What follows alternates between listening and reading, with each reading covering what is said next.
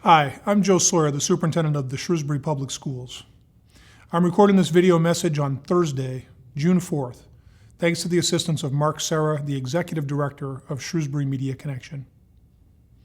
This has been an extraordinary week so far.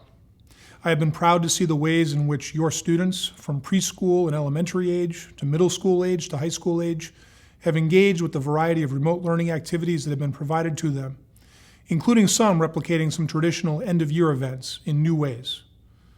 Look for links to our district's virtual art show and our virtual field days that are happening, and thanks to our visual arts and physical education faculty for putting these events together.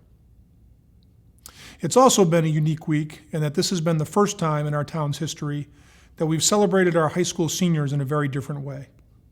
On Tuesday, the video broadcast of a remote commemoration ceremony was absolutely outstanding.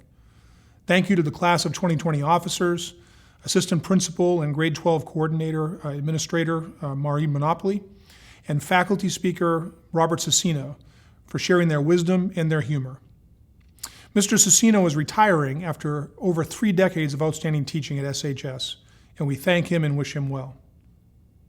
Last evening, the first ever Last Drive car parade around Shrewsbury High School was phenomenal. It was terrific to have the hundreds of SHS seniors and their families parade in a loop around the school where faculty, staff, and administrators enthusiastically waved goodbye and applauded their success.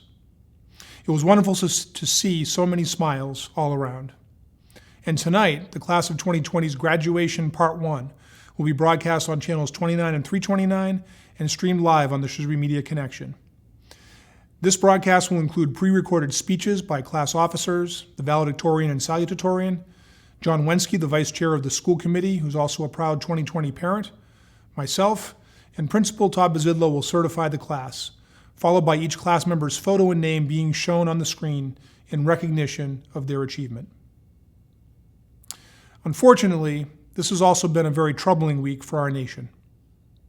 The crisis our nation is experiencing affects us all, and it is clear to me that our school district will need to find ways to better address the topic of racism to ensure that we're living up to our core values of respect and equity.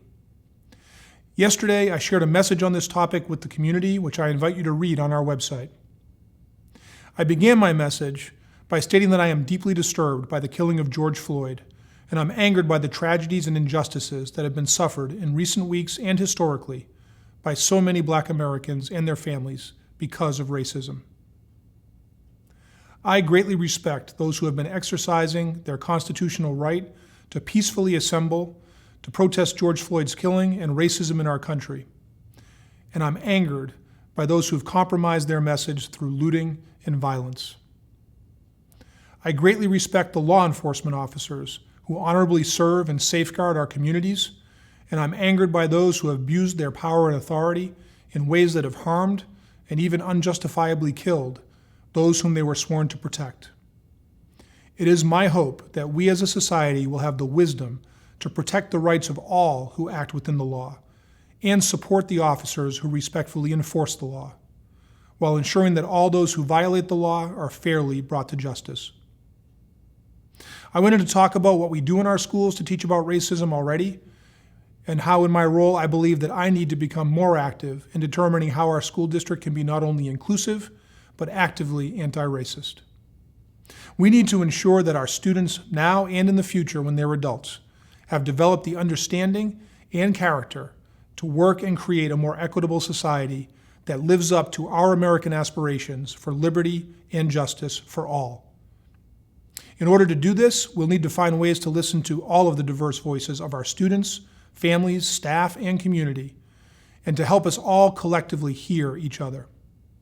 As Martin Luther King once said, the time is always right to do what is right. I believe the time is right, and I believe that together we, as a community, will find the wisdom and the will to do what is right. The t-shirt I'm wearing was issued to our graduating seniors. It says, "Shrewsbury together, one community, colonial strong."